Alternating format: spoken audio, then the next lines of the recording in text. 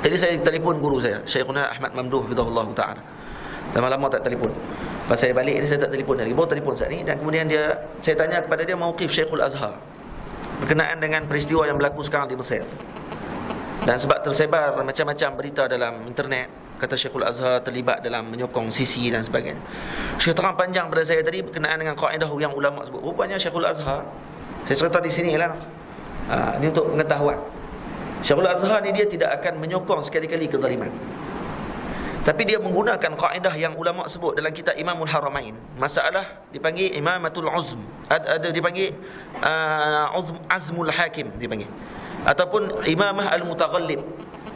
Maksudnya pemberontak yang telah menggulingkan pemerintah yang sah, kemudian dia ambil pegang pemerintahan. Adakah sah di sisi syarak ataupun tidak?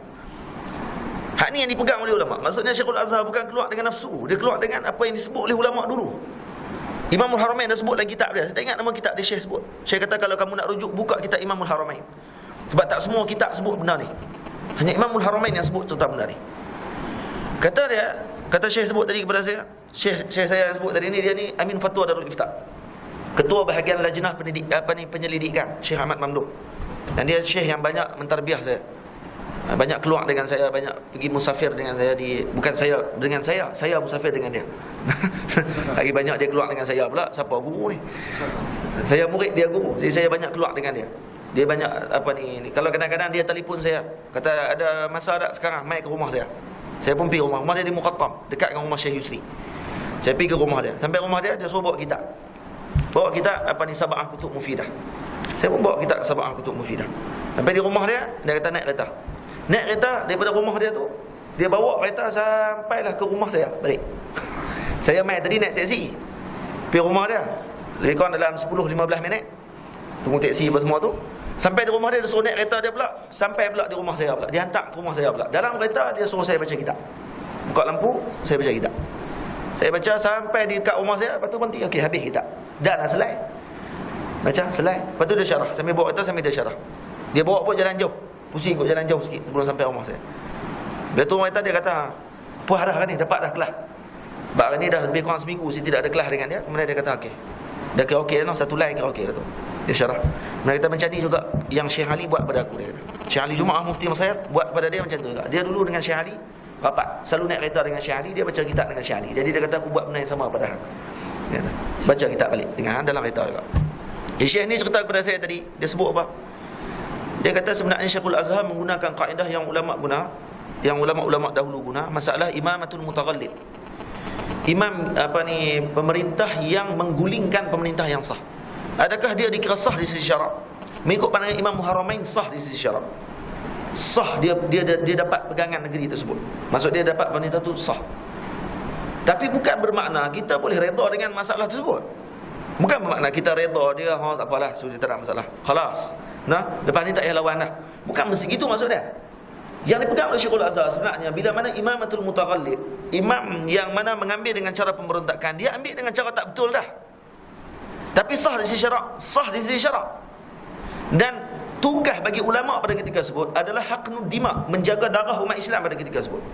Kerana tu Syekhul Azhar berpegang dengan pandangan, dia kata apa? Jangan lawan dengan mereka ni.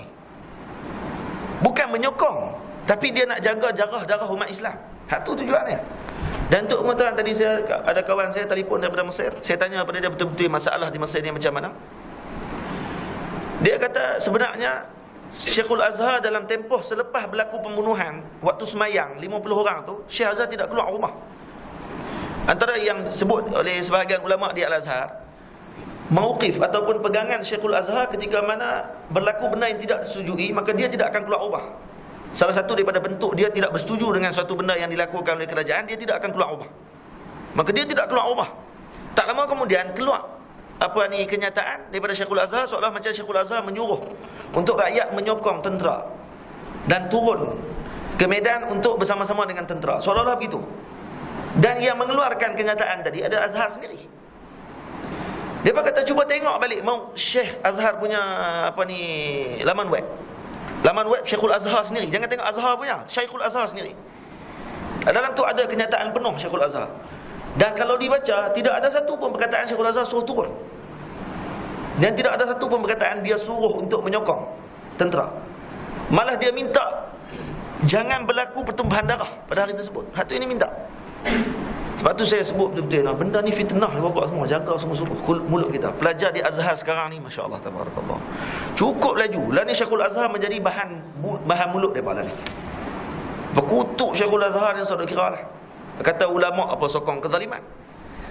Sebab tu bila saya dengar balik ulama-ulama cakap, ulama kata dia tidak menyokong kezaliman. Sekali-kali dia tidak akan sokong kezaliman. Mana ada ulama sokong zalim?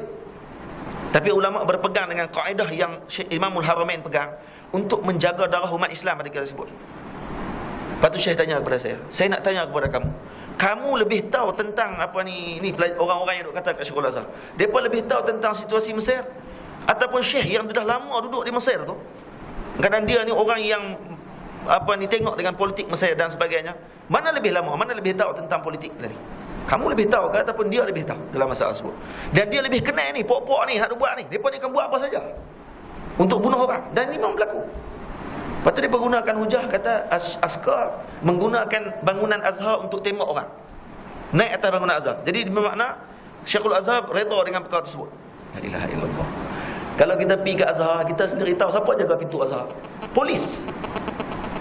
Polis yang jaga pintu Azhar. Dan siapa nak masuk pintu Azhar, tak pernah orang tanya apa.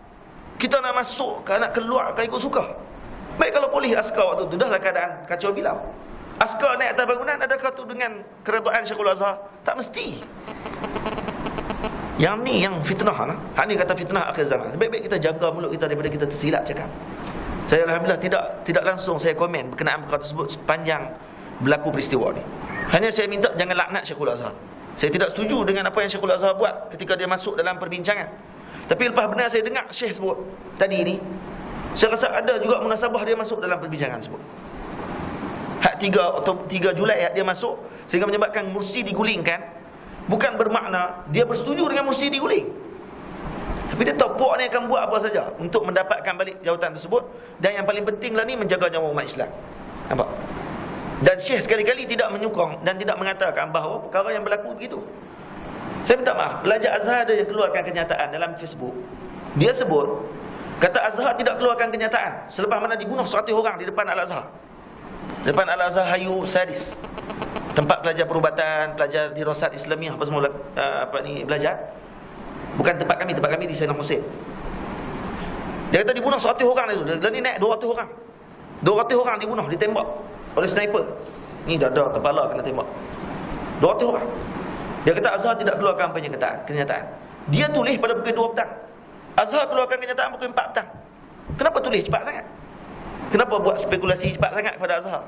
Dan Azhar tulis dah tidak bersetuju dengan perkara tersebut dan minta untuk pihak tentera Allah SWT buatlah apa-apa yang patut untuk jangan buat benda begitu lagi. Nampak? Saya cuma sebenarnya Syekh sebut, saya cerita dah kepada orang, bagi tahu balik macam mana Syekhul Azhar sebenarnya. Saya bimbanglah ni kalau kita pertahan. Saya pertahan Syekhul Azhar, orang kata saya ni menyokong Sisi kepala otak apa. Aku kalau Sisi tu main sini pun aku sepak kepala dia. Kan nak kata betul. Dan kalau kata Sisi tu ada di sini, kita pun akan buat. Maksud kita tangkap dia lah kalau kata ni. Hukuman balik sebab dia dah bunuh ramai orang lah ni.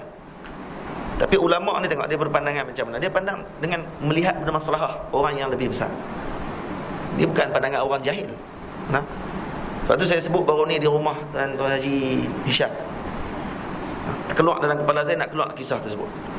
Akhir zaman nanti kan ada peristiwa fitnah akhir zaman yang paling besar adalah ketika mana Dajjal keluar. Waktu Dajjal keluar, dalam hadis Nabi yang sahih, Nabi sebut ada 2 orang malaikat yang mana akan duduk di sebelah kanan dan kiri Dajjal. Ketika Dajjal bercakap, ana rabbukum, aku Tuhan kamu. Waktu Dajjal sebut aku ni Tuhan, malaikat yang sebelah kanan, kata Nabi, malaikat ni berupa dengan seorang Nabi. 2 orang malaikat ni muka macam Nabi, tapi aku tak cerita Nabi mana. Nabi kata, malaikat yang pertama sebelah kanan malaikat Dajjal, malaikat ni akan kata apa bila Dajjal sebut ana rabbukum, aku Tuhan kamu. Maka malaikat yang sebelah kanan kata kadzabta, hang pun bohong. Malaikat sebelah kiri kata, tapi yang nak jadi masalahnya, hak bila disebut oleh malaikat belah kanan kadzabta tadi orang tak dengar. Ditutup pendengaran manusia pada ketika tersebut. Yang hanya manusia dengar adalah belah kanan, yakni sabdaqta, kamu benar. Padahal yang benar ni, malaikat kata belah kanan ni, kiri ni, bukan nak kata kat Dajjal. Dia nak membenarkan malaikat sebelah kanan tadi. Bila malaikat ni kata kamu bohong, malaikat belah kiri kata kamu benar. Yakni kamu, wahai malaikat yang belah kanan, kamu benar kalam kamu. Memang dia ni pembohong. Tapi bahasa Arab kan pendek. Sadaqta. Jadi orang dengar sadaqta tu saja. Maka waktu tu intishar fitnah yang sangat besar. Orang beriman dengan Dajjal pada ketika tersebut. Dia Nabi sebut. Dan orang yang terselamat hanyalah orang yang terselamat dari fitnah pada waktu itu. Saya bimbang lah ni dia zaman Dajjal. Dajjal dah banyak lah ni. Dajajilah dipanggil. Nabi kata tidak akan zahir kiamat bagaimana tidak keluar 30 Dajjal. Nampak tak? Bila dikira balik oleh ulama, dah kebanyakan Dajjal dah keluar dah. Pokok Dajjal keluar dah. Dan bila mana berlaku macam Syekhul Azhar berlaku pada Syekhul Azhar ni, orang melawan dengan ulama, lawan kata kepada Syekhul Azhar dan sebagainya. Hak ni dalil fitnah yang sangat besar. Dan disebut oleh Al-Imam Bajamal dalam kitab dia, Al-Imam Muhammad Bajamal dalam kitab Nasaih Maqalud Nasihin, dia kata apa? Antara dalil akan dihancurkan umat pada zaman tersebut adalah bila mana lidah mereka cepat mengutuk dan juga mencerca para alim ulama pada waktu tersebut. Maka Allah akan hancurkan umat pada waktu itu. Dan bila hancur umat pada waktu itu, maka Dajjal akan turun pada ketika tersebut dan akan membenarkan umat tersebut. Nauzubillah min zalik. Lepas tu saya kata jaga-jaga lidah kita daripada tersilap cakap. Lebih baik kita berbaik sangka dengan ulama-ulama kita ni, kerana dia ulama min ulama'il Islam.